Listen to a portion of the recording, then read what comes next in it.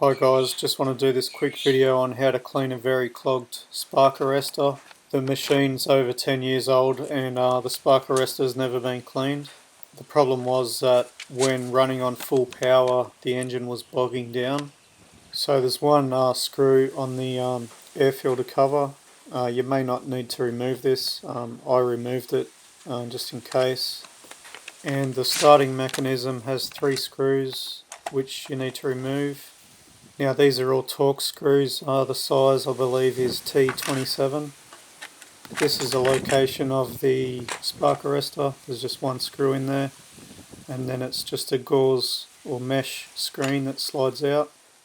So it's a good opportunity to give all your components a good clean while you've got this off. My cover was quite dirty. I used a bit of petrol or gasoline to give it a bit of a clean up. Okay, so here's a spark arrestor. As you can see, it's really dirty. I've actually managed to clean a lot of the gunk off.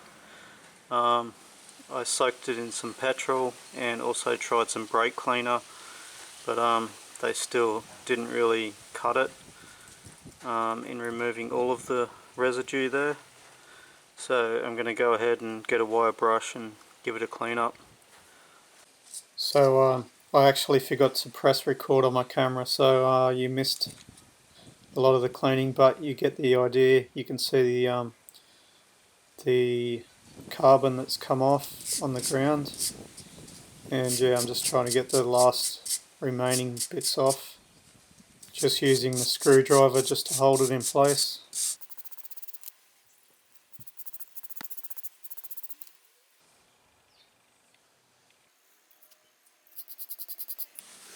Okay, I'm just using this seal pick here just to remove the last little bits that I couldn't get with the wire brush. So basically I'm just poking holes through just to clean it up. Yeah, you could of course buy another one, a new one of these. They're probably, I would imagine, fairly inexpensive. But yeah, if you can do it yourself, and yeah, save yourself a trip to town if you live a bit away from the shop. And as you can see, it cleaned up pretty good.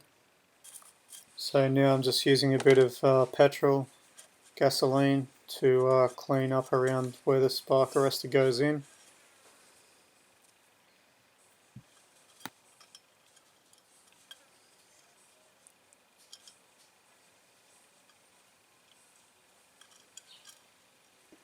So now you just need to slide the mesh back in, reinsert your screw. It doesn't have to be super tight. Now reinstalling the cover is pretty straightforward. You've got a couple of lugs here either side. But yeah, you can basically see where it needs to go. You can just check to make sure that the starter is engaged, but that's probably unnecessary.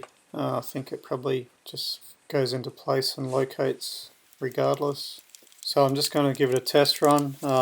Just bear in mind it probably might sound a bit sick, but it actually did fix a problem, and it's probably just not warmed up enough.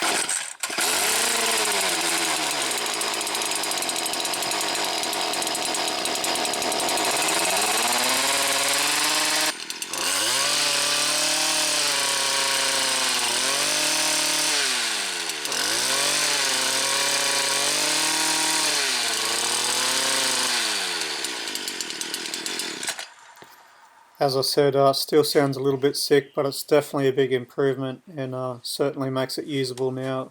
It was basically unusable before, so really happy with the result. Hope this video helped you, and see you on the next one. Cheers.